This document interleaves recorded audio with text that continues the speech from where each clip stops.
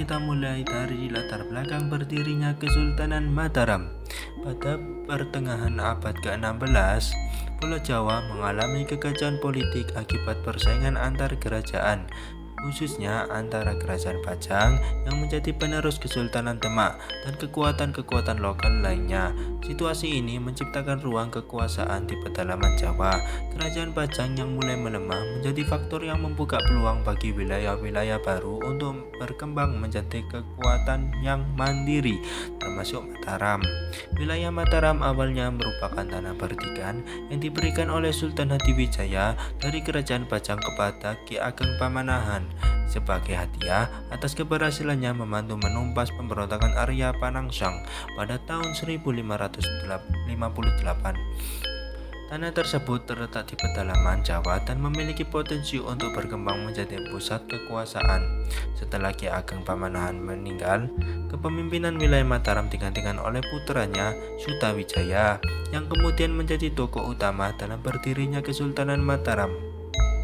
Sutawijaya yang dikenal juga dengan gelar Panembahan Senopati memiliki ambisi besar untuk menjadikan Mataram sebagai kekuatan utama di Jawa dan memanfaatkan situasi politik yang tidak stabil di Kerajaan Pajang untuk memperkuat militernya dan memantapkan pengaruh politiknya. Pada tahun 1582, setelah Sultan Hadiwijaya wafat dan Pajang mengalami konflik internal, Sutawijaya memproklamasikan dirinya sebagai penguasa Mataram, menandai berdirinya Kesultanan Mataram pada tahun 1586. Selain faktor politik, berdirinya Kesultanan Mataram juga didorong oleh semangat menyebarkan Islam di wilayah pedalaman Jawa. Sutawijaya menggabungkan ajaran Islam dengan tradisi Jawa untuk membangun legitimasi kekuasaannya. Pendekatan ini menarik dukungan dari masyarakat lokal yang menjadi fondasi penting dalam perkembangan Kesultanan Mataram. Pada awal berdirinya, Kesultanan Mataram mulai memperluas wilayahnya dengan menguasai daerah-daerah sekitar, termasuk beberapa wilayah pesisir. Namun ekspansi ini menimbulkan konflik dengan kerajaan-kerajaan lain seperti Kesultanan Banten dan Surabaya yang juga bersaing untuk menguasai Jawa. Selanjutnya, pendirian ibu kota. Wilayah Mataram awalnya adalah hutan belantara yang dikenal sebagai Alas Mentau. Pada tahun 1558, wilayah ini dianugerahkan oleh Sultan Hadiwijaya kepada Ki Ageng Pamanahan sebagai hadiah atas jasanya dalam menumpas Arya Panangsang. Ki Ageng Pamanahan bersama keluarganya membuka dan mengelola Alas Mentau menjadi wilayah yang layak dihuni. Setelah kematiannya, pengelola wilayah ini dilanjutkan oleh putranya Sutawijaya yang menjadi pendiri Kesultanan Mataram. Setelah Sutawijaya memproklamirkan dirinya sebagai penguasa Mataram dengan gelar Panembahan Senopati pada tahun 1586, ia menetapkan Kota Gede sebagai ibu kota Kesultanan Mataram.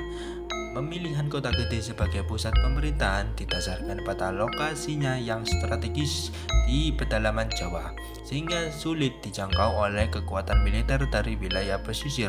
Selain itu, wilayah ini memiliki tanah yang subur mendukung pertanian sebagai basis ekonomi kerajaan. Di bawah kepemimpinan Panembahan Senopati, Kota Gede dikembangkan menjadi kota kerajaan yang memiliki tata letak khas Jawa. Pembangunan ini mencakup istana keraton, alun-alun masjid, dan pasar tata ruang. Ini menggambarkan perpaduan antara tradisi Jawa dan nilai-nilai Islam yang menjadi dasar Kesultanan Mataram. Kota Gede juga dikelilingi oleh benteng dan parit untuk melindungi kota dari serangan musuh. Kota Gede tidak hanya berfungsi sebagai pusat administrasi, tetapi juga sebagai simbol kekuasaan Mataram di Jawa. Sebagai ibu kota, Kota Gede menjadi pusat kegiatan politik, ekonomi, dan keagamaan. Dari Kota Gede, Panembahan Senopati memulai ekspansinya untuk menyatukan Pulau Jawa di bawah kekuasaan Mataram. Hal ini menjadikan Kota Gede sebagai pusat strategi dalam membangun kerajaan. Pada masa pemerintahan Sultan Agung, ibu kota Kesultanan Mataram dipindahkan ke Karta, kemudian dikenal sebagai Pleret pada tahun 1613. Permintaan ini dilakukan untuk mengakomodasi pertumbuhan kerajaan yang semakin besar dan kebutuhan strategis dalam menghadapi ancaman dari luar. Meskipun demikian, kota gede tetap dihormati sebagai pusat awal pendirian Kesultanan Mataram dan memiliki nilai sejarah yang penting bagi kerajaan. Sultan Agung Hanyokrokusumo merupakan Raja Kesultanan Mataram yang memerintah pada tahun 1613 hingga 1645. Nama aslinya adalah Raden Mas Jatmika atau terkenal pula dengan sebutan Raden Mas Rangsang. Sultan Agung merupakan putra dari pasangan Prabu Hanyokrowati dan Ratu Mas Adidyah Banowati. Sultan Agung naik tahta pada tahun 1613 dalam usianya yang cukup muda, yakni 20 tahun. Sultan Agung dikenal sebagai salah satu raja yang berhasil membawa kerajaan Mataram Islam mencapai puncak kejayaan pada 1627, tepatnya setelah 14 tahun Sultan Agung memimpin kerajaan Mataram Islam. Selain itu, di bidang ekonomi dan kebudayaan, upaya yang dilakukan Sultan Agung antara lain memindahkan penduduk Jawa Tengah ke Karawang, Jawa Barat, di mana terdapat sawah dan ladang yang luas dan subur. Sultan Agung juga meneruskan pendahulunya untuk meletakkan dasar perkembangan Mataram Islam dengan memberikan pengajaran dan pendidikan kepada rakyat Mataram Islam, sehingga pada masa pemerintahannya menempatkan ulama dengan kedudukan terhormat, yaitu sebagai pejabat anggota Dewan Parampara atau penasihat tinggi kerajaan. Di samping itu, dalam struktur pemerintahan kerajaan didirikan lembaga Mahkamah Agama Islam dan gelar raja-raja di Mataram Islam, antara lain meliputi Raja Pandita. Artinya, di samping sebagai penguasa, raja juga sebagai kepala pemerintah dan kepala agama Islam. Selain itu, Sultan Agung juga berusaha menyesuaikan unsur-unsur kebudayaan Indonesia asli dengan Hindu dan Islam. Misalnya grebek yang disesuaikan dengan Hari Raya Idul Fitri dan kelahiran Nabi Muhammad SAW, yang saat ini dikenal sebagai grebek puasa dan grebek maulud. Selain itu juga mengenalkan penanggalan tahun Saka dan kitab filsafat sastra Gending. Adapun keberhasilan Sultan Agung dalam bidang kebudayaan yaitu dapat mengubah perhitungan peredaran matahari ke perhitungan peredaran bulan, sehingga dianggap telah menuliskan tinta emas pada masa pemerintahannya. Berkat usaha yang dilakukan oleh Sultan Agung dalam memajukan agama dan kebudayaan Islam, ia memperoleh gelar Susuhunan atau disebut dengan Sunan, yang selama ini diberikan kepada wali. Menjelang tahun 1645, Sultan Agung merasa ajalnya sudah dekat. Dia membangun bangunan yang bernama Astana Imogiri sebagai pusat pemakaman raja-raja Kesultanan Mataram mulai dari dirinya. Sultan juga menuliskan serat sastra Gending sebagai tuntunan hidup terah Mataram. Sesuai dengan wasiatnya, Sultan Agung yang meninggal dunia pada tahun 1645 digantikan oleh putranya yang bernama Raden Mas Sayyidin sebagai Raja Mataram. Pada masa pemerintahan Sultan Agung, daerah pesisir seperti Surabaya dan Madura berhasil ditaklukkan. Pada kurun waktu 1613 sampai 1645, wilayah kekuasaan Mataram Islam meliputi Jawa Tengah, Jawa Timur, dan sebagian Jawa Barat.